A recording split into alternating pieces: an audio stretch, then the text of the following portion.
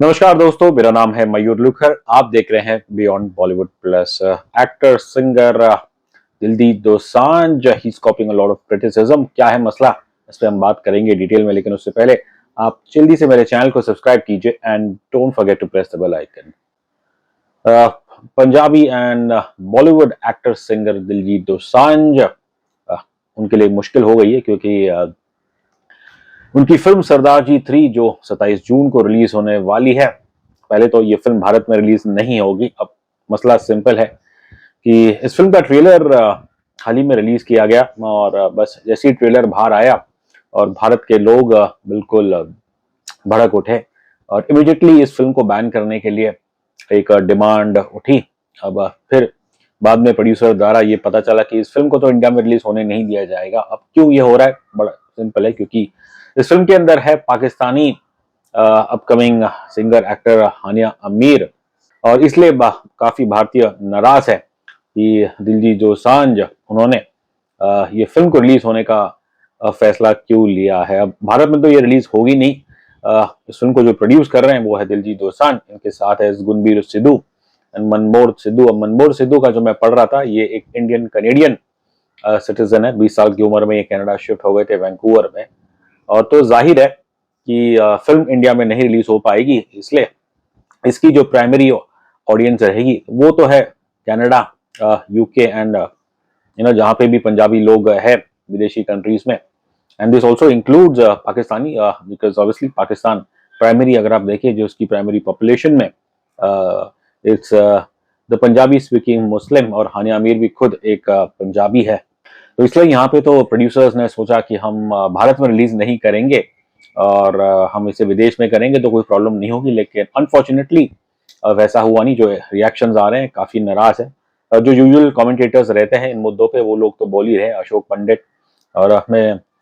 FWICE के अध्यक्ष BN Tiwari ji, उनका एक कोट पढ़ रहा था। उन्होंने तो ये तक कह दिया है कि दिलजीत दोसांझ इस फिल्म के बाकी प्रोड्यूसर्स उन्हें तो उनकी आने वाली कोई भी फिल्म हो उस तक को भी वो बैन कर देंगे, कोई भी इनकी फिल्म के साथ साथ नहीं देगा। तो ये डेफिनेटली एक चिंता का विषय है। अब सवाल यही पैदा होता है कि क्यों दिलजीत दोसांझ ने हानिया आमिर को अपनी फिल्म में लिया। प्रोड्यूसर द्वारा या फिल्म द्वारा यही सुनने को मिल रहा है कि भाई जो ये आतंकी हमला हुआ था पहलगाम, हमने तो उससे पहले इस लड़की को कास्ट किया था, शूटिंग वूटिंग सब हो चुकी थी। पर मेरा सवाल यहाँ पे दिलजीत दोसांझ से वही है कि भाई चलिए, आप कह रहे हैं कि इस फिल्म की शूटिंग पहलगाम आतंकी हमले से पहले हुई, लेकिन क्या पहलगाम आतंकी हमले से पहले क्या भारत और पाकिस्तान के रिश्ते सुधर गए थे? और क्या पहलगाम से पहले हमने कितने सारे टेरर अटैक्स देखे हैं? क्या दिलजीत दोसांझ भूल गए कि इससे पहले पठानकोट हुआ था, उरी हुआ था, पुलवामा हुआ था? सो आई जस्ट डोंट अंडरस्टैंड कि ये जो एक, आई थिंक हम भारतीयों की एक शॉर्ट मेमोरी है कि कोई एक बुरा हादसा होता है, आतंकी हमला होता है, हम उसे कंडेम करते हैं as a society, as a nation, लेकिन फिर समय बीत जाता है और फिर प्रोबेबली हम जल्दी भूल जाते हैं। और यहाँ पे मैं दोष दूंगा दिलजीत दोसांझ को। बतौर producer, actor, as a superstar, उन्होंने एक बार भी ये नहीं सोचा कि किसी भी पाकिस्तानी आर्टिस्ट उनके साथ काम करने में, या even to think about casting a Pakistani artist, वो एक सही चीज नहीं है, एक प्रॉब्लमेटिक हो सकती है। और तो मेरे लिए बस वही अचंभित करने वाली बात है कि कैसे हमारे आर्टिस्ट बहुत शॉर्ट मेमोरी होती है, ये क्यों भूल जाते हैं कि भाई भारत और पाकिस्तान के रिश्ते, टू बी ऑनेस्ट, जब तक पाकिस्तान के अंदर मिलिट्री है जिसका बस एक ही एजेंडा है कि बस इंडिया के खिलाफ आतंक करना, कट इंडिया बाय 1000 पीसेस, तो तब तक तो मुझे नहीं लगता भारत और पाकिस्तान के बीच में अमन हो सकता है। और इसलिए बेहतर ये है कि आई थिंक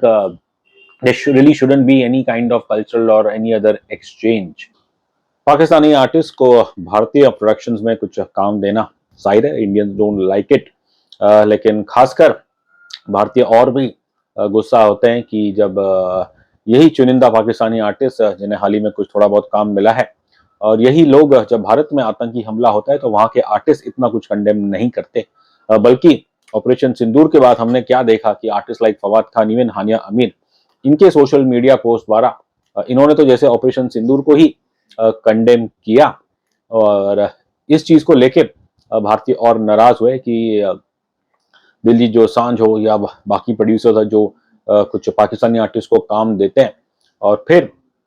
हमें इनके द्वारा एक anti India social media post देखने को मिलता है। देखिए यहाँ पे दिलजीत दोसांझ हो या कोई भी प्रोड्यूसर हो, जो भी पाकिस्तानी आर्टिस्ट को काम देता है उसकी आप निंदा करें,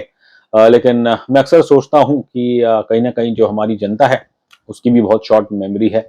और जल्द हम आतंकी हमलों को we move over from it और फिर हम क्या देखते हैं, जैसे specially in the case of Hania Aamir who is said to be a young rising popular Pakistani actress और इनके कई लाखों चाहने वाले, मे बी इवन करोड़ों चाहने वाले भारत में भी है। तो फिर वाइल एज सिटीजन्स हम अपने आर्टिस्ट को तो कंडेम करते हैं to for casting Pakistani artist, लेकिन जो इंडियंस इन पाकिस्तानी एक्टर्स आर्टिस्ट के सोशल मीडिया हैंडल को फॉलो करते हैं तो वहां से भी आप ऑब्वियसली इनकी इनकम में कंट्रीब्यूट करते हैं और इसलिए आतंकी हमले के बाद जो भारतीय सरकार ने जो स्टेप ली बिल्कुल सही ली to block social media accounts of popular Pakistani artist in India. लेकिन यहाँ पे अपने भारतीयों से मैं वही अपील करूंगा कि दिलजीत दोसांझ इनकी बुराई करना लाजमी है, लेकिन सबसे पहले हमें ये भी देखना चाहिए कि we should simply stop following these Pakistani artist जो क्लियरली इनके दो रूप है और हमें इन पाकिस्तानी आर्टिस्ट के साथ कोई भी संबंध even we should not even follow them on social media. चलिए, आपने शूटिंग पहले कर ली, भारत में तो सरदार जी 3 इसका कोई फ्यूचर है नहीं और लेकिन यहाँ पे मैं जो हमारे डायस्पोरा है, जो हमारे एनआरआईज हैं स्पेशली इन कनाडा यूके, इनसे मैं पूछना चाहूंगा कि क्या आप लोग कि भारत वासियों ने तो इस फिल्म को बैन कर देगा ऐलान कर दिया है, लेकिन क्या आप जो अक्सर सोशल मीडिया पे काफी आप गर्व जताते हो अपने भारतीय होने का even though you stay abroad, तो फिर क्या उस हिसाब से आपको नहीं लगता कि ये फिल्म चाहे कनाडा हो यूके हो कि आप इस फिल्म का समर्थन ना करें और इस फिल्म को आप बॉयकॉट करें? खैर ये तो समय बताएगा, लेकिन इतना जरूर है कि जो कम से कम कनाडा में जो प्रो खालिस्तानी लोग हैं वो तो शायद इस फिल्म का समर्थन करेंगे, लेकिन उम्मीद करता हूँ कि UK and other parts of the world जहाँ पे भी साइजेबल पंजाबी स्पीकिंग पॉपुलेशन है कि वो इस फिल्म का समर्थन ना करे, because I think that will be the best lesson यहाँ पे to Diljit Dosanjh his fellow producers और वो फिर कोई ऐसी गलती ना करेंगे। एक चीज और है कि आई थिंक दिलजीत दोसांझ उन्होंने सोचा होगा कि भाई भारत में रिलीज करके नहीं उनके लिए कोई प्रॉब्लम नहीं होगी, लेकिन अब जैसे जो मैंने पहले कहा कि FWIC के अध्यक्ष उन्होंने कहा है कि दिलजीत दोसांझ के फ्यूचर वर्क्स को भी उन्हें समर्थन नहीं दिया जाएगा, उन्हें बैन कर देंगे। अब ये कितना लागू होता है वो देखने की बात है and frankly speaking I don't know whether federation of western India cine employees can really employ such kind of ban. लेकिन हाँ, दिलजीत दोसांझ के जो म्यूजिक शोज है उनका क्या होगा? मुझे याद है कुछ महीने पहले दिलजीत दोसांझ ने उनका एक बयान आया था कि वो अब भारत में शो नहीं करेंगे, तो ज्यादातर शायद विदेश से ही करते, वहीं से उनको ज्यादा पैसा आता है। लेकिन कहीं ना कहीं इस अनजाने में की गई भूल का मुझे लग रहा है उनके म्यूजिक करियर पर भी असर पड़ सकता है और इसलिए यदि मैं अगर दिलजीत दोसांझ या उनकी टीम में हूँ तो सेंसिबल चीज यही होगी कि इस फिल्म को आप एक बैड ड्रीम समझ के भुला दीजिएगा, बिकॉज ये फिल्म भले विदेश में रिलीज हो और दिलजीत दोसांझ की जो इमेज है एज अ पेट्रियट कहीं ना कहीं लोग उस पर अब जरूर सवाल करेंगे। आप क्या सोचते हैं इस मामले के बारे में? हमें कमेंट सेक्शन में जरूर बताइएगा। Until we meet again next time, thank you so much, take care.